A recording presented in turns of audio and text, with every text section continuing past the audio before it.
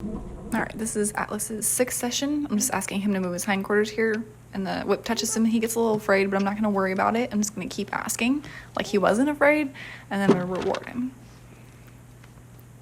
So there was already some grain in there, so he's just gonna eat that. And I'm gonna speed up the parts where he eats again, so we don't have to watch all that. But as soon as he moves over there, I clicked him, and then he already had grain in there. So today I just want to work on touching him on one side and going a little further down his neck, and then just switching to the other side really fast. Not really fast, but going from one side to the other versus just staying on one side, because they can get stuck just seeing you out of one eye, and then they don't want to see you in the other one.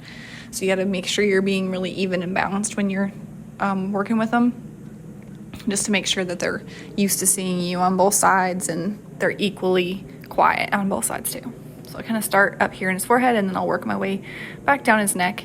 And he's a little worried about it, so he's turning his head away. But I clicked him there when my hand was on him and I was stroking him. I don't want to push him too much, so it's a little like it's a balance there of like asking for a little bit more, but then not pushing too much. So like when he was turning his head away, he was like, I don't really like this, kind of leaving a little bit.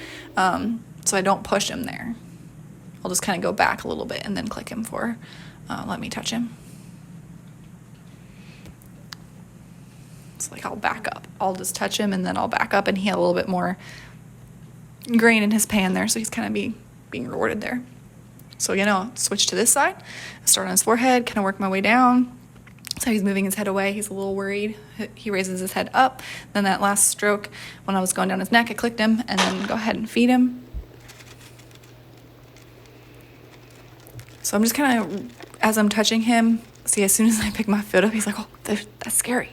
And he kind of raises his head up, but I just kind of do it again, and he's fine. So just make sure that if you're doing something, like here, like scratching my leg, and he gets a little worried, just keep doing it until they stop being worried. It's just regular desensitizing, but for these guys, all your little movements are scary. So you gotta really makes you aware of what you're doing.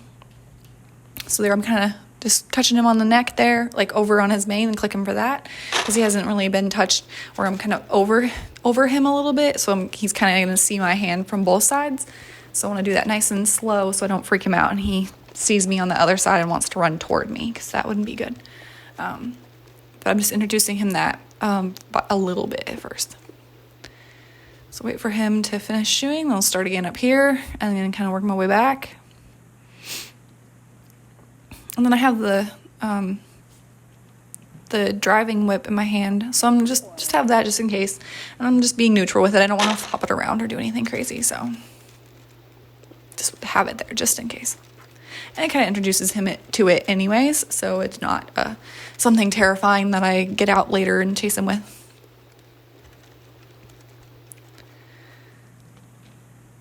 Okay, so he kind of changed eyes for me here, which is fine. I wanted to move from one side to the other, so there I stroked down his neck pretty far, so click him and then feed him right there. And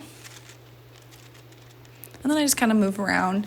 There's like a bug by me or something, and just kind of move a little bit so he's used to you moving around. That's just part of how people are. You're not going to stand there like a statue all the time, so he's got to get used to that. So I'll, brush a fly away or whatever and just move around a little bit just so he gets used to that.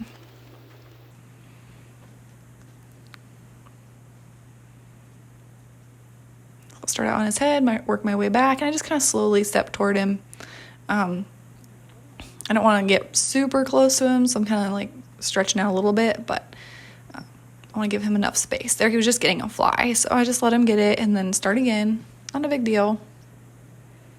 I work my way down. Very good. So my hand was there, I clicked, and I'll go ahead and feed him. It's hard to hear the click on here. You can hear the grain hitting, but as my hand is on his neck and it's the furthest it's been down from his head, I'm going to click right there while my hand is on, and then I'll take it off slowly and feed him. So it's not, you gotta make sure your hand is on, or he's doing whatever you want him to do while you click, and then take it off and then feed. And it's not a rush. You can do it slowly. It's not a big deal. They'll understand. And change to the other side, and I'm just kind of messing with his hair here. So I'll reach down his neck, click him there, and then he gets excited. He'll like bow his neck and pick up his foot. But that was pretty good, moving from one side to the other.